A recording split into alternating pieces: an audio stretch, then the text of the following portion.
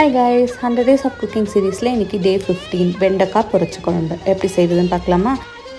இப்போ இது கூட ஒரு ஸ்பூன் ஜீரகம், ஒரு ஸ்பூன் சோம்பு, ஒரு ஸ்பூன் மிளகு, ஒரு ஸ்பூன் தனியாக சேர்த்துக்கோங்க. ஒரு துண்டு தேங்காவை நல்லா சின்னதாக கட் பண்ணி சேர்த்துட்டு 2 தக்காளி 2 வெங்காயம் கட் பண்ணி சேர்த்துக்கோங்க.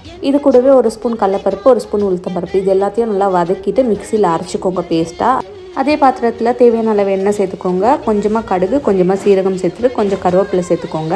1/4 கிலோ வெண்டைக்காவை நல்லா நறுக்கி அதை வதக்கிக்கோங்க. கொஞ்சம் நேரம் வதக்குனதுக்கப்புறம் அரைச்சி வச்சுருக்க பேஸ்ட்டை சேர்த்து தேவையான அளவு தண்ணி சேர்த்து கொதிக்க விட்டுக்கோங்க.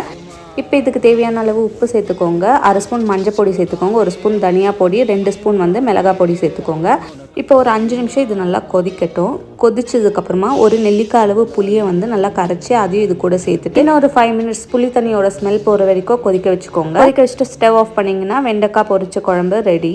டே 16 என்ன ரெசிபி நாளைக்கு உங்கள் கூட ஷேர் பண்ணுறேன். அன்டில் தென் பாய்.